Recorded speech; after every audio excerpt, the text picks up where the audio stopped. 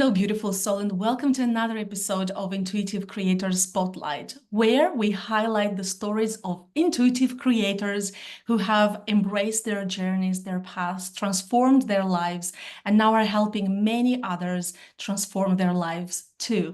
I am Stella, your host, and I welcome here on this channel. If you're new to this channel, please subscribe, watch this video, let us know your thoughts, like this video, and listen to my guest story because it's such a fascinating story today because we have Stacy. She is known as the soul warrior. She's also a powerful shaman and a spiritual healer. She is also my teacher and mentor when it comes to shamanic practices and teachings, and I'm super honored, grateful, and happy to have her here. Hi, Stacy. Welcome. Oh, thank you. Thank you for that beautiful intro. You're making me cry. And thank you to your beautiful community for watching. Thank you. Thank you. Oh, thanks for saying yes, because I know this is going to be an amazing video, because your story is fascinating and your journey is fascinating too. So I know, Stacy, that you grew up with 8 sisters. You did. How did that experience influence your path, your journey? You know, when you're in the childhood, you don't realize that you're in a different experience. But when I look back, it was a very, very controlled environment. It was an environment where everything needed to be set out the way it should be. There was silence. We had our own room, so we didn't sit with our parents through dinner times. Um, and the challenge for me, because I'm quite an extroverted but introverted at the same time, extroverted individual, but there was things that were happening in my life as a young girl, seeing spirit and being connected to all of those beautiful things. And there was no time for me to express that or feel that at home. So um, it was a it was a unique way of growing up, but perfect for me. Perfect for me. Yeah, of course, it was part of my mission to be in that. Absolutely. And then it's interesting how you go through life, and maybe as a child, then teenager, young adult, you may have all of these questions like, why am I here? Like, why is this happening? But then as we go through life, we start to connect the dots, right? And Right. it's like, okay, that's why I was supposed to be there. That's why I was supposed to be born there. And then, everything makes sense. So as you mentioned, you were sensitive to spirits and energies around you. And I know you mentioned that it was quite difficult for you to express this within that space with so many members of your family. But when you had moments to express that, what kind of responses did you receive from your family members or even relatives and friends around you? Yeah. So my first experience, I don't even feel like it was spirit. I think that I was jumping timelines and being in different realities. So I would go to bed and people might say that it was dreams, but I was experiencing, I can still very much remember them. Dreams of being with Eskimos, with Native Americans, oil rigs, lots and lots and lots of the jungle, lots of different things. And I would wake up and still be very in it. So I knew that I was in my bedroom, but I was also with horses and cowboys and all of these different things. And at that point, I was sharing a bedroom with my younger sister, and my mum would just come in and give me a good old whack and tell me to be quiet. You're going to wake the house up. So that was the nighttime stuff. The daytime stuff, and there was times where my house used to really smell of death. I didn't even know what death was, but it would be so strong in my nostrils that I would be sick. And my mum would say that I'm over exaggerating. There is nothing in the house. If you don't like it, then go and sit in the garden, which is what I did. I used to just go and sit in the garden. And this is early years, so 4 up until about 10, 11. Once I started getting to secondary school, things started to change, so I was more aware of what the spirit was. Be quiet though, I didn't speak about it at home, and I very rarely spoke about it at school, only with a few individuals. Mm. I had some tarot cards that I stole from my mum And I used to go into school and do people's readings, my clairvoyancy, and it all used to be true, but I thought I was just making it up. But clearly I weren't. It was good. Yeah. And so you found your beautiful space in your garden. So then going from your like living room or wherever in your house and having that smell to then going to your garden, what did you experience there, like once you were in the garden? uh, Fairies, tree spirits, plant spirits. There was a row of trees that was at the bottom of our garden. We had a big garden, vegetable patches, and my dad was really good at building little fairy houses and things. But I did experience fairies in the garden and the spirits of trees. So I used to go down and create daisy chains and do little prayers, being totally in nature and in your own, as a small child, totally being natural in nature. I used to create rose waters and lavender waters and gift them to the flowers in the earth. Um, oh, that was magical, actually remembering those things. And you would call it make-believe when I was at school in the playground, but actually I wasn't. I was remembering everything in the garden and then bringing it into the playground at school and flying on big butterflies, and big star seed energy would be around me. It was so magical at that time, really. When you think about what was really going on in my house and what was going on in the garden, there was total different polarities. But it was a beautiful space to be in, and that's where I spent most of my time, really, when I was a kid. Yeah. Did that experience help you going forward in life, like understanding what kind of energies are in different spaces, like knowing how the energy was in your house and then how you felt in your garden? Did that help you when you went out and met new people, or maybe you were at events in new situations? I think that at the time, probably not, because it was a natural thing. Yeah. But when you progress and you move forward and understand that, I knew that I was clairvoyant. I knew that it was a different thing. I didn't know that word at that time, but what I was experiencing was different to what other people were experiencing. So when I was able to just be in that environment, creativity, working with the plants or being in nature and all of those things, oh my God, good. That was my love, my passion, my desire, and it's where I've always chosen to be, right? Because where I am now. And then experiencing the lower frequency energies, which wasn't so nice. But we now know that they were challenges that were about my mission, right? So those dark experience now, when I look back at them, how incredible and amazing experience for me to experience those things, because I will love the darkness as much as the light, but we're going to bring the light into the darkness, right? So anything that's on a lower frequency, when I go back into my childhood and seeing those darker energies, they just needed love too. So, but at that Absolutely. time, I didn't Mm. know that. It was just a natural experience for me. You know, this was something that fascinated me about you when I found your space, your world. You always talk about this, like being aware of darkness and light, and then bringing light into the darkness. I guess this takes a lot of courage. Yeah. Or is it courage, or is it anything else? I think it's all of the above. Look, if your mission is to work in those spaces and to bring love, there's an awful lot of things that happen in your life for those things, because everything that we work towards or we experience are all of our qualifications for our mission. And my mission now, I know that my mission has always been that, okay, we're gonna balance the energies. We're going to balance the energies. When I work in those areas where there's things that can look at you and it's ugly and it's distorted and it's dark and people can say it's dark, it's not. It's just a lower frequency. And frequency and energy changes and moves. It can evolve. It can't be destroyed. It has to be evolved, right? So the energy is not bravery. It's just being in love and non-fear.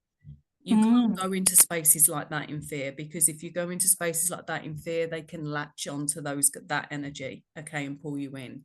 So if you really go with that beautiful open heart and love and respect, because you know, the work needs to be respected, but vice versa too.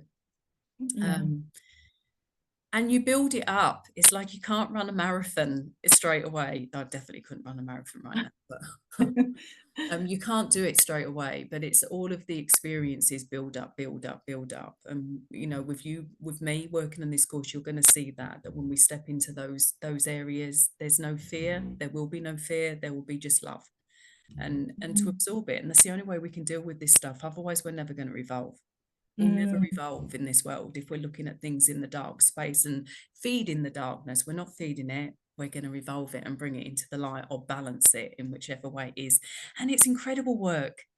Oh, it's so rewarding when you can see something that's in pain, because ultimately a lower frequency is in pain. mm, Right? And when we work as shamans and we work with energy workers or any of that, it's about healing all aspects of it. We can't just heal one aspect. It's about absorbing all of it and honoring all of it, the dark, the mm. light, and everything in between. Oh, Yeah. it's incredible. It is incredible and it's so multi-layered. I remember listening to an interview recently. Um, the person who was talking was someone who has been through a lot of abuse and a lot of difficult moments. And so this person was talking about how, as they grew up, they started doing the same things as somebody else did for them because they did not know that this is wrong. So it's like we go, when we connect with like these spaces, especially as healers, I love when you say that you go there with love because you don't know what that person or situation, where that person experienced or how that situation built up like that. And it's just incredible that there are so many healers nowadays, and I think it's not a coincidence that they are so open about healing and love. And yes, I think there is a difference between just talking about love and dismissing everything else, and talking about love as in, yes, we are aware of everything and we are infusing the love. We're not dismissing anything else. What would you say about, this culture of extreme positivity or extreme kind of like we're going to just dismiss that doesn't exist? What are your thoughts on that? Ooh. It can be a little bit toxic because you're avoiding parts of yourself and you're avoiding parts of the things that need to be looked at. Of course, with all of that beautiful energy of love, yeah, absolutely 100%. But you don't get joy. You don't get joy.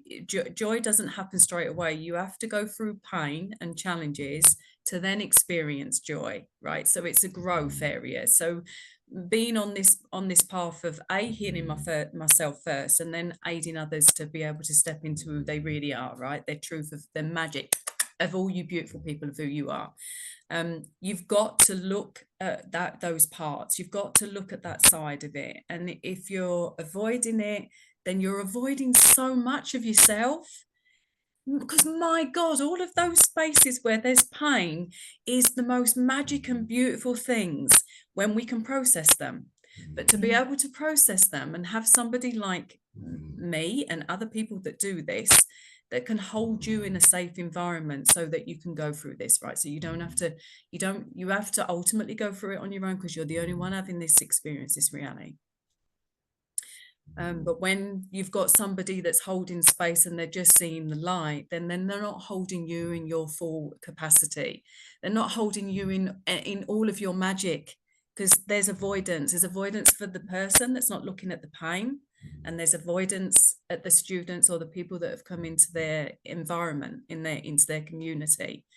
And why would you avoid it? When we work in shamanics, right, we see the tree. So we work in the underworld, the middle world, and the upper world. And what do I always say? The underworld isn't better, or the upper world isn't better than the underworld, right? It's just a different frequency. And you can't have the roots without the trunk, without the blossom, and vice versa. They all come together as a whole. So yeah, anyone that's in that positivity, it can be a little bit toxic, well, more than toxic, because there's avoidance. And if you're avoiding looking, if you're avoiding going into that pain, then you're avoiding something of yourself that's absolutely magic and beautiful and can be, because your pain is your mission, right? You've experienced those Mm. things because of it. But everybody's on a personal path, and everybody's on the path for them. So, you know, sometimes that changes when people see all that love and energy up here. It Yeah, changes. and then talking about darkness, or like a term that we hear often online is shadow or shadow self, or like going in that space or deeper or in different directions related to the more dense energy, let's say.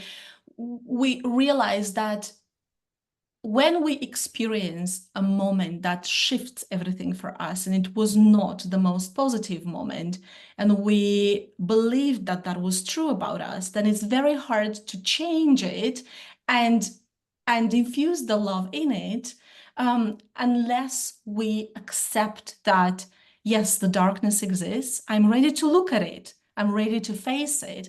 I'm ready to understand what's happening there. And as I'm doing that, I'm infusing it with love. And yes, I will say to everyone who's watching us, I think it is so important to find people, mentors, teachers. Stacy here is one of those amazing people who hold space for her students to look at everything. And I think one example that I'm thinking of, like, when somebody is a child and everybody around them is telling them, hey, don't you just shut up, you don't speak, like your voice doesn't matter. But maybe that child has leadership skills. So imagine how much they're repressing that, and how much they're amplifying that feeling of like, oh, when I talk is bad, or I should just shut up. And then when this builds up as an adult, of course, it can transform in so many different ways. So I am so grateful for people like you who hold space for so many people to go there with love, to face what's happening, and then bring the light. And with this example of like, actually, I do have leadership skills there. I was hiding them, like I was not allowing myself to see them, and then everybody else to see them too. Yeah, So yeah. that's it. But it's normally your biggest mission, right? Your biggest challenge and your biggest fear is what you step into, you, because your vulnerability is your vulnerability is your biggest power. Mm. So, you know, like you only going from my own path, because I was shut up. I was told not to speak, all of those things. School, I'd never amount to anything. I talked all the time at school. Never listened because I wasn't allowed to talk at home. Never listened. You never amount to anything. But those challenges from when you're young, and those belief systems that are forced on us. I believe I'm stupid. I believe I haven't got a voice. I'm not worthy for people to listen to me. You know, I could swear, but I won't. And what a load of that. Because every single person walking on this earth has got something so unique and magical, right? There ain't none of us that is the same as anybody else. We're all living our own reality. We're not living the same reality, right? So when you can come into a space like shamanics, and believe me, shamanics, if with the right person, can bring you to a place of true loving you, because you've got to learn to love you before anything else, right? Have an understanding that all the things that you've experienced are experiences. Yes, we're not going to say that the pain doesn't exist. It does, and you have to feel the feelings. You have to feel the feelings. You've got to process it. We're not going to lock those feelings down if it means that it happened when it was 5. We're going to go into those feelings, right? But it's quick. Because when we can start processing it, then we can say, okay, that belief doesn't exist. Actually, the belief is I'm amazing, I'm incredible. And not coming from an ego perspective, it's coming from each of us are incredible, incredible, powerful souls. And each one of us, whether you're walking a spiritual path or not, it doesn't matter. You're incredible and you're amazing. And what you've got, what talent you've got inside you, the world needs it. The world Mm. needs it. And we're all here for different things. Oh yes, absolutely. And then when we think about our journey, we understand that everything makes sense. Like there are no coincidences. And talking about that and what we were mentioning just a few minutes ago, the darkness and those aspects of our journey. I know that you're quite open about going through a period of possession. Yeah. How did that influence your journey? Should we say where it started? Yes, please. I think it's important to bring the awareness. Okay, so I was 17 years old and I was at college and I loved anything spiritual and started to play Ouija boards. Please do not touch them after listening to this story. We were playing maybe 3 Ouija boards a day. It was getting addictive. It was getting to a point where glasses were smashing a lot of the time, and we were able to aid the spirit into aid writing. And I think there's a word for it, but I can't remember what that is. And this particular spirit that was playing on the Ouija board said that it loved me and it honored me, trickster energy now, but it loved me and it honored me and it wanted to be part of me. And this glass smashed. I can't say that at that point that I felt anything. I was scared. I know I was in fear. But at that point, I started to have blackouts. So I was experiencing some abusive stuff, but I was having blackouts to the point it was maybe 6 to 7 months later where, it also told me that I was going to kill someone. On this Ouija board, it told me that it was going to kill somebody, and I grew a ring on my face, so the mark of the beast now. But I grew a ring on my face. So I was having these blackouts, and my friends were brilliant. They were taking me to go and see priests to try and get this thing out because they knew, well, it was there. My parents didn't know anything that was going on. And nothing helped. Holy water did not help. Conversations with therapists didn't help. And then one day I had a car accident where unfortunately somebody lost their life and I was driving the car. And that's a big part of my challenge and my stuff because it's painful to think that that's happened. And also I was the perpetrator because I was the one driving the car. Okay, so it's seeing the other side of something. It was an accident and it was proven in court, but for a 17-year-old to go and experience something like that and to carry that for a long time, still carrying it, still carrying it. But when I came out of hospital, I was in hospital for a long time. I had a lot of complications. The ring had left my face, but there was lots of glass that was in my face, so I had to keep going back to have operations, or I could squeeze pieces of glass because then the glass, I mean, I'm old, right? So the glass with those squares, I could squeeze it out of my face. And then it came to it was a long time before I actually really realized that was a possession. There was other things that happened in that I won't go into because I need to keep other people safe. I won't go into, but it was absolutely 100% possession. And something that was able to change me inside, okay, at the other end, but I was doing things and experiencing things that was inhumane. Wow. Yeah. This is a profound story, and it just shows that, in order for you to be able to do what you're doing today and hold space for so many people from so many different walks of life, you have been through your own experiences to face that darkness and then understand exactly what happened there. So I know you said it took a long time to then realize that this was a possession. So when would you say you decided to embrace the shamanic path or practice or spiritual path? What was that moment when you knew, that's for me? So clearly I was into spirit stuff when I was 17 all my life.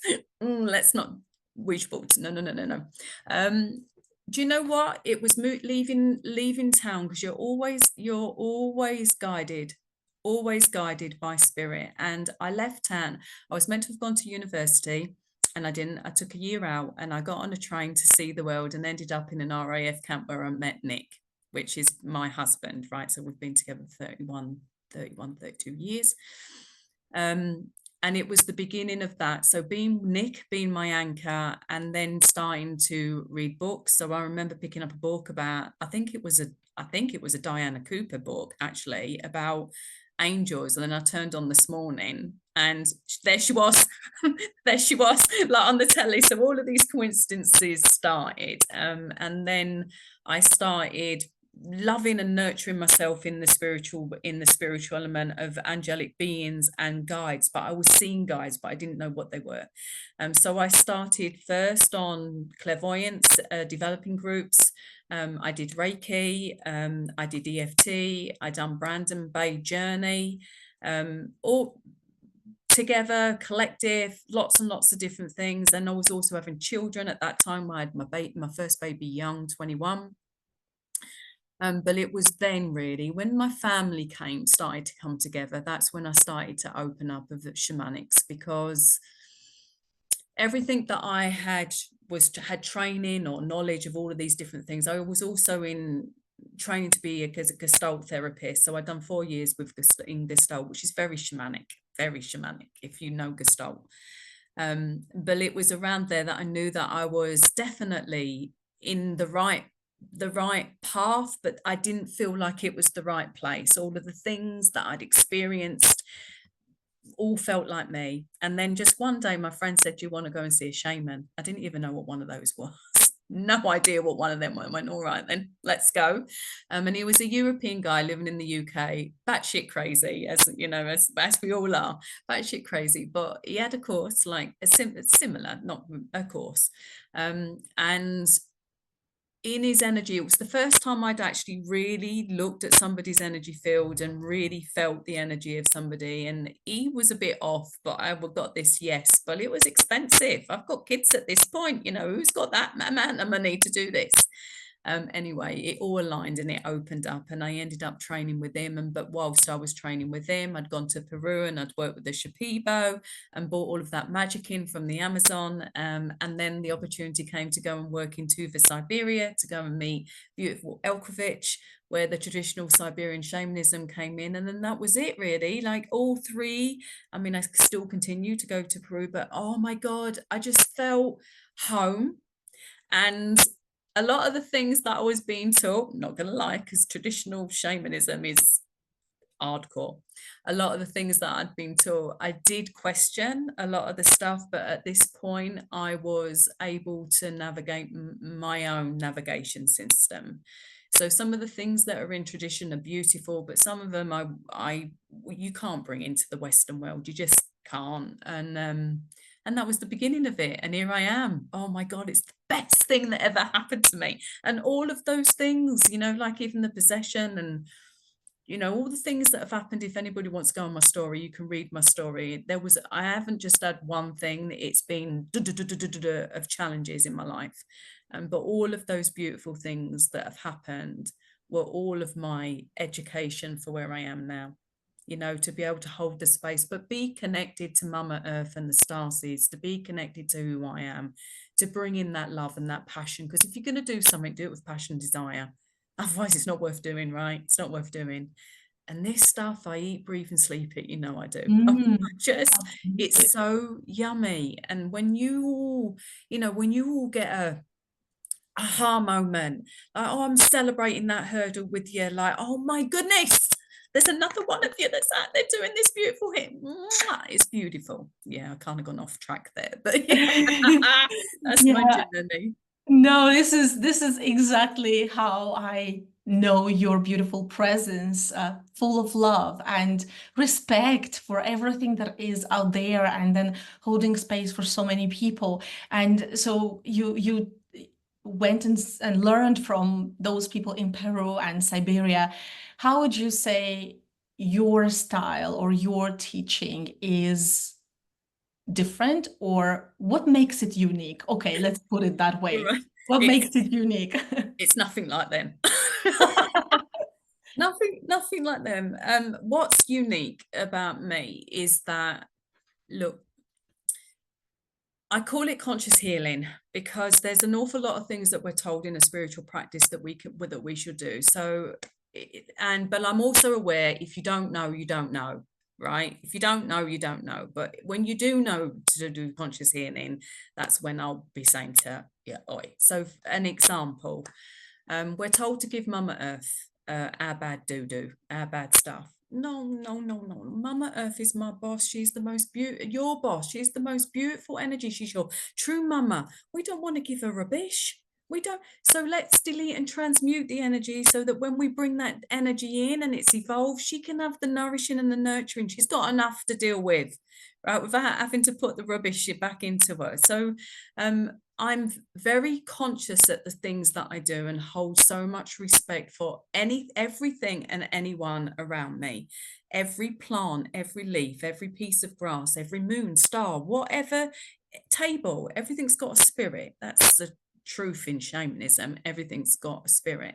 And you can have a connection with it. And when you start bringing that connection in and you hold that in your heart, you cannot walk this earth without respect and love. You can't. And that's the difference, I think, for me when I work with my uniqueness. Okay, I am bat crazy, but there's a lot of laughter in the classes. There's an awful lot of love in the classes. And I will also hold you to have accountability, but it will be done with love, but consciously. We don't just do things because in spirituality it's told. We have to start somewhere, and I get it. I get it, but consciously do things. Don't give bad stuff to Mama Earth. Don't close your chakra systems down. You know, things that we're told on a you're turning your energy off when you do that, people. Don't turn your chakra systems down. Like, you want to be awake and going, you know, when you with everything, so you're connected, all of that.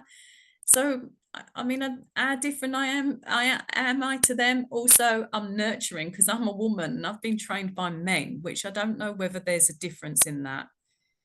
There is a difference in that. I have never been trained by a female. And I find that when I look back at my teachers that I'm so grateful for and I adore and I love, the masculine energy is very different to the divine feminine energy. And, you know, we have to stand into in our own energy, and that's being our authentic self. And being a mama, I guess, you know, that nurturing energy is a big part of our I teach, and it gets me into trouble sometimes, you know, and it gets me exhausted because I don't want you lot to struggle. That's not where we're at. I'm always there, right? When you're going through some kind of chaos, I just say get on screen and we'll sort this out, but for you to take accountability so that we can guide you wherever it is that you need to be. But I won't want to teach any other way. You know, we need to have that nurturing energy. We need to have, when we're opening up and we're going into those places, we want to be held with someone that knows, you know, it is strong and capable, but also someone that can nurture and hold and love you. And it's okay to cry, because that's the best thing. Get it out. Okay, get out, girl, when you're having that. Come on, because I'm celebrating inside when you're having that happen, because you're shifting something.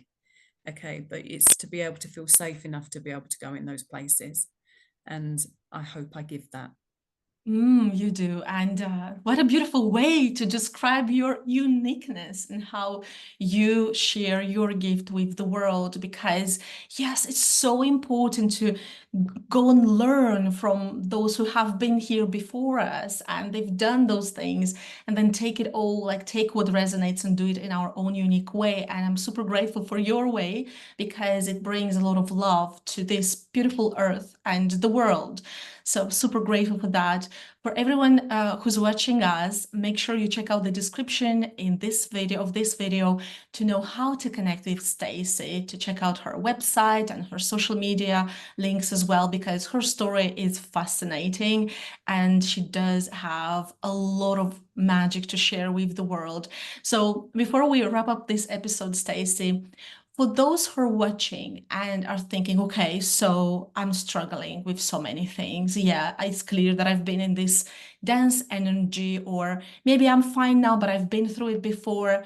What can I do to kind of, or what would be the first step that I can take to improve things in my life and to not struggle so much anymore? Oh, that's a big question. First, don't deny your feelings. Your feelings are valid and never to be pushed down. And second, trust. But ultimately, go and find someone you trust that can hold you. Go and find somebody that you feel connected to. You can't, whoever it is that's showing you, is they're just a guide. A physical guide is needed as much as the spiritual guides. Later on, your spiritual guides are going to be the ones that's going to take you, but you're in the physical world, so you need somebody that's physical that can first listen openly and with a heart, and second, maybe confirm the things that you're feeling and experiencing, and then thirdly, show you ways where you can connect and improve and stay safe. But you have to feel connected to that individual, because you need to go to vulnerable places. So whoever it is that's holding you, you need to feel safe in. And if there's 1 inch of a gut instinct that says no, listen to your gut. Your gut is your biggest navigation, right?